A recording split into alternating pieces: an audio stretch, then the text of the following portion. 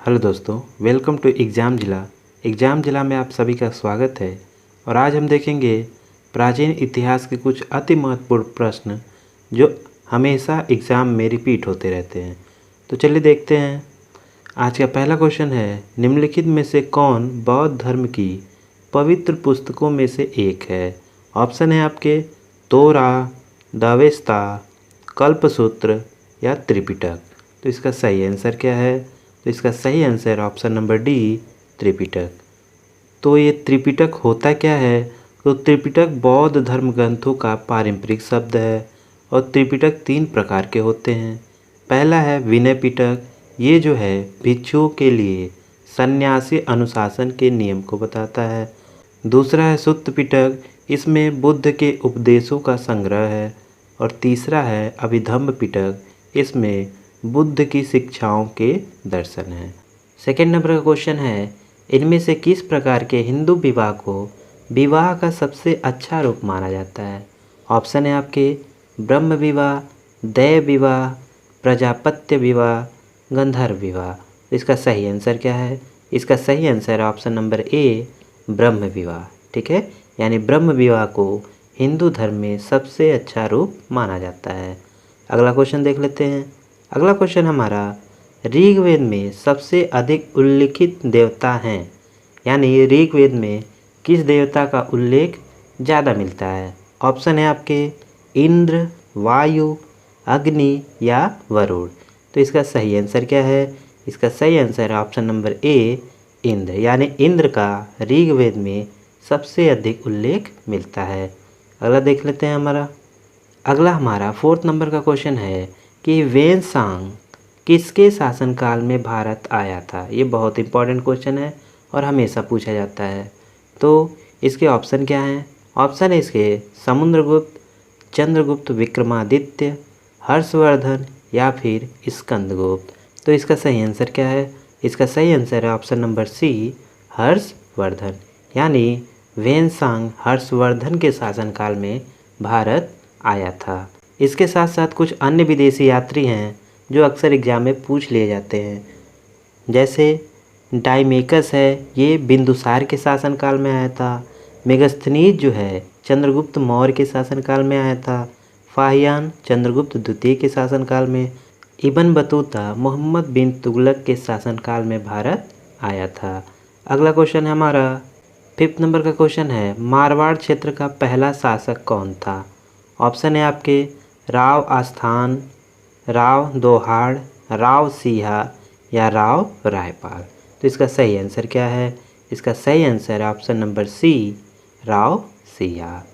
ठीक है, और ये जो मारवाड़ साम्राज्य है वो आज जोधपुर राज्य के रूप में जाना जाता है। ठीक है, अगला क्वेश्चन देख लेते हैं। अगला 6 नंबर का क्वेश्चन है, शुंग वंश की स्थापना किसने की? ऑप्शन है आपके पुष्यमित्र शुंग, अग्निमित्र शुंग, वसुज्येष्ठ शुंग या फिर वसुमित्र शुंग। तो इसका सही आंसर क्या है? इसका सही आंसर है ऑप्शन नंबर ए, यानी पुष्यमित्र शुंग। ठीक है, और ये शुंग कौन थे? तो शुंग अंतिम मौर्य सम्राट बृहदत्त मौर्य के सेनापति थे। ठीक है, इसको भी याद रखिएगा। 7 नंबर का क्वेश्चन है, निम्नलिखित में से किसे व्यापक रूप से धन, समृद्धि और बहुतायत का बोधिसत्व माना जाता है? ऑप्शन है आपके सामंतभद्र, क्षितिगर्भ, वसुधरा या स्कंद। तो इसका सही आंसर क्या है? इसका सही आंसर है ऑप्शन नंबर सी, वसुधरा। इसके बारे में थोड़ा और जान लेते हैं। बोधिसत्व वह व्यक्ति है जो निर्वाण तक पहुंचने में सक्षम है, और यह जो होता है महायान बौद्ध धर्म में एक अवधारणा है, हीनयान में नहीं है, ये महायान में है। अगला क्वेश्चन देख लेते हैं। अगला क्वेश्चन है हमारा, निम्नलिखित में से कौन सा जानवर बुद्ध के ज्ञान प्राप्ति का प्रतिनिधित्व करता है? ऑप्शन है आपके घोड़ा, बैल, सिंह या हाथी। तो इसका सही आंसर क्या है?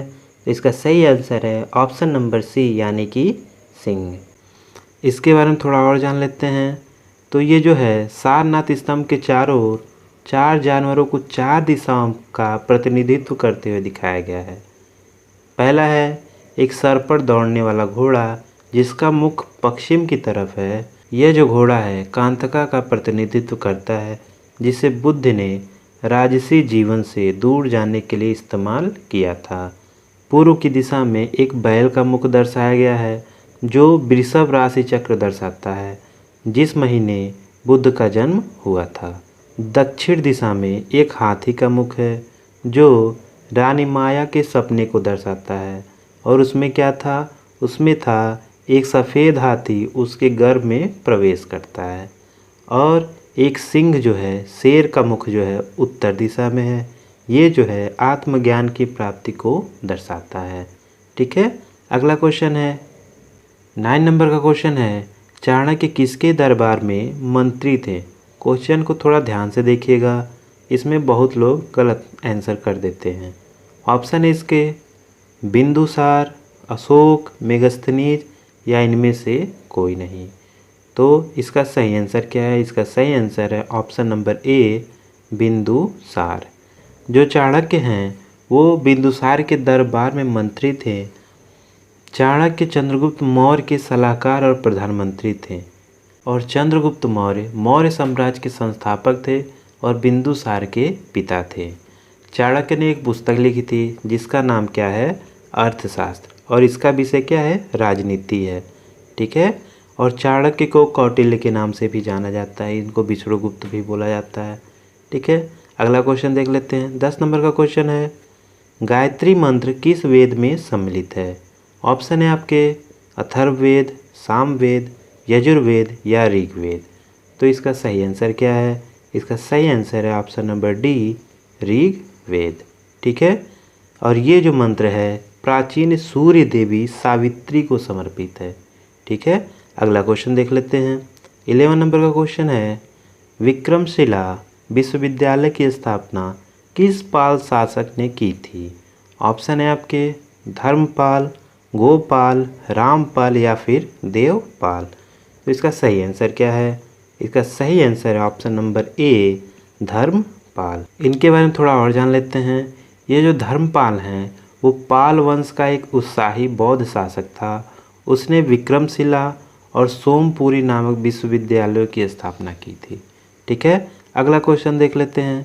12 नंबर का क्वेश्चन है, हड़प्पा स्थल कोट दीजी सभ्यता के निम्नलिखित प्रमुख स्थलों में से किस एक के करीब है।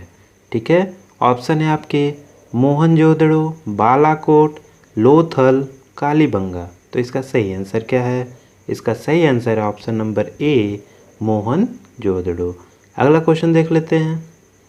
13 नंबर का क्वेश्चन है, कलिंग युद्ध किस वर्ष में हुआ था। इसके ऑप्शन है 261 ईसा पूर्व में, 263 ईसा पूर्व में, 232 ईसा पूर्व में या फिर 240 ईसा पूर्व में। तो इसका सही आंसर क्या है, इसका सही आंसर ऑप्शन नंबर ए 261 ईसा पूर्व, यानी कलिंग का युद्ध कब हुआ था, 261 ईसा पूर्व में हुआ था। अगला क्वेश्चन देख लेते हैं। 14 नंबर का क्वेश्चन है, मगध साम्राज्य पर शासन करने वाला दूसरा राजवंश कौन सा था। ऑप्शन है आपके हर्यक राजवंश, नंद राजवंश, शिशुनाग राजवंश या फिर मौर्य राजवंश। इसका सही आंसर क्या है, तो इसका सही आंसर है ऑप्शन नंबर सी शिशुनाग राजवंश। इसके बारे में कुछ और जानकारी देख लेते हैं। जैसे मगध पर शासन करने वाला शिशुनाग वंश दूसरा राजवंश था और इस राजवंश के संस्थापक शिशुनाग थे। और मगध साम्राज्य पर शासन करने वाला पहला वंश जो था वो था हर्यंक राजवंश, जिसका संस्थापक बिंबिसार था। और बिंबिसार के पुत्र अजातशत्रु पहले बौद्ध परिषद के संरक्षक थे। ये भी एक इम्पॉर्टेंट क्वेश्चन बनता था कि पहला बौद्ध परिषद के संरक्षक कौन थे, तो वो थे अजातशत्रु। और है कि नंद वंश ने शिशुनाग वंश पर अधिकार कर लिया था। ठीक है, यानी पहला शासक हो गया मगध पर हर्यंक राजवंश, दूसरा हो गए शिशुनाग और तीसरा हो गए नंदवंश। और इन्हीं नंदवंश के बाद आया था मौर्य साम्राज्य। ठीक है, 15 नंबर का क्वेश्चन है, प्राचीन सभ्यता स्थल कालीबंगा के बारे में निम्नलिखित में से कौन सा कथन गलत है। ठीक है, ऑप्शन है इसके ऑप्शन ए है यह राजस्थान के हनुमानगढ़ जिले में स्थित है। ऑप्शन बी है घग्गर नदी इससे होकर बहती है। ऑप्शन सी है इसमें एक समुचित रूप से विकसित जल निकासी प्रणाली थी। ऑप्शन डी है साक्ष्य के अनुसार यहाँ गेहूँ और जौ उगाया गया था।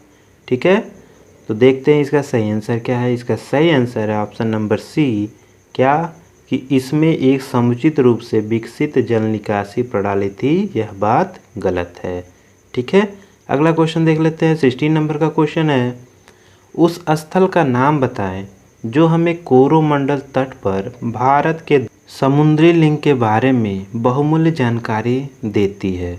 ऑप्शन है आपके भरूच, करूर, अरिकामेडु, अनुराधापुरा। ठीक है, तो इसका सही आंसर क्या है? तो इसका सही आंसर है ऑप्शन नंबर सी, अरिकामेडु। ठीक है, इसके बारे में देख लेते हैं। ये जो अरिकामेडु है ये पुदुचेरी में एक दक्षिणी पुरातत्व स्थल है। ठीक है, अगला क्वेश्चन है हमारा 17 नंबर का क्वेश्चन कि अशोक स्तंभों के बारे में निम्नलिखित में से कौन सा कथन सही नहीं है। ऑप्शन ए है इन्हें अखंड स्तंभ कहा जाता है। ऑप्शन बी है अशोक को अपने पिता बिंदुसार से ऐसे स्तंभों की प्रेरणा मिली।